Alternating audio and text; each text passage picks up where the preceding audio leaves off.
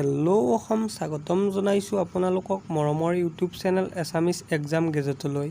আজি আমি আলোচনা কৰিবলৈ ওলাইছোঁ DHS DME গেট 4ৰ কমন কুৱেশ্যন টেষ্ট পেপাৰ।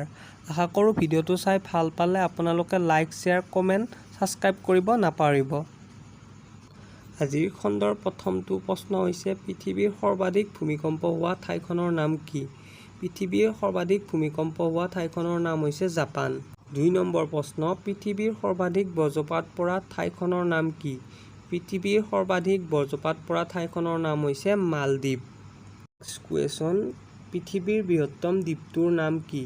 পৃথিৱীৰ বৃহত্তম দ্বীপটো হৈছে গ্ৰীণলেণ্ড। ইয়াতে আকৌ বহুতে ভাবিব নদী দ্বীপ, ইয়াতে দ্বীপৰ কথা কোৱা হৈছে, নদী দ্বীপৰ কথা কোৱা হোৱা নাই। নদী দ্বীপ হ'লে মাজুলী হ'ব।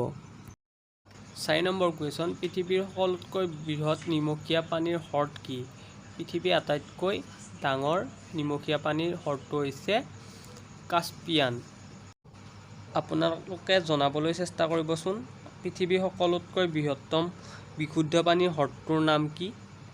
নেক্সট কুৱেশ্যন দক্ষিণ ভাৰতৰ কোনখন নদীক বৃদ্ধ গংগা বুলি কোৱা হয়? ইয়াৰ শুদ্ধ উত্তৰটো হৈছে গোদাবৰী। 6 নম্বৰ কুৱেশ্যন কিমান চনত প্ৰথমবাৰৰ বাবে জ্ঞানপীঠ বঁটা প্ৰদান কৰা হৈছিল? 1965 চনত জ্ঞানপীঠ বঁটা প্ৰথমবাৰৰ বাবে প্ৰদান কৰা হৈছিল।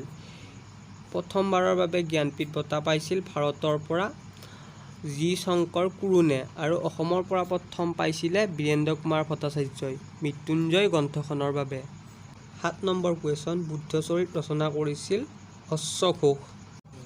নেক্সট কুৱেশ্যন কাদম্বৰী ৰচনা কৰিছিল বাণভট্টই। 10 নম্বৰ কুৱেশ্যন চাৰমিনাৰ কীৰ্তিচিহ্ন ক'ত অৱস্থিত? চাৰমিনাৰ কীৰ্তিচিহ্ন হায়দৰাবাদত অৱস্থিত। কুৱেশ্যন কোনখন ঠাইক মানচেষ্টাৰ অৱ ইষ্ট নামেৰে জনা যায়? মানচেষ্টাৰ অৱ ইষ্ট নামেৰে মাজুলীক জনা যায়। নেক্সট কুৱেশ্যন বিশ্বৰ আটাইতকৈ সোণ ক'ত উৎপাদন হয়? বিশ্বৰ আটাইতকৈ সোণ বেছিকৈ চীনত উৎপাদন হয়। 13 number question national voters day কেতিয়া পালন কৰা হয়? নেশ্যনেল ভোটাৰ্ছ ডে 25 জানুৱাৰীত পালন কৰা হয়। 14 নম্বৰ কুৱেশ্যন কোনখন দেশক সাগৰৰ বন্ধু বুলি কোৱা হয়? সাগৰৰ বন্ধু বুলি ব্ৰিটেইনক কোৱা হয়।